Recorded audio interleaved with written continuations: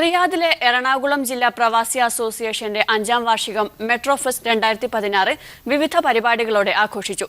പ്രമുഖ സിനിമാ സംവിധായകൻ ഐവി ശശി മുഖ്യാതിഥിയായിരുന്നു.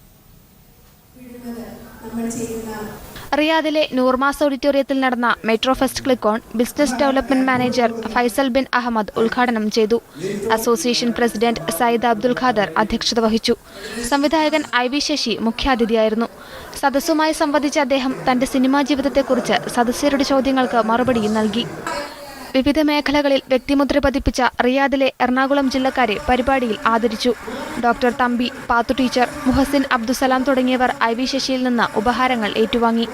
വിവിധ കലാപരിപാടികളും നിസാം അലി, കിഷോർ മേനോൻ എന്നിവരുടെ നേതൃത്വത്തിൽ ഗാനമേളയും അരങ്ങേറി.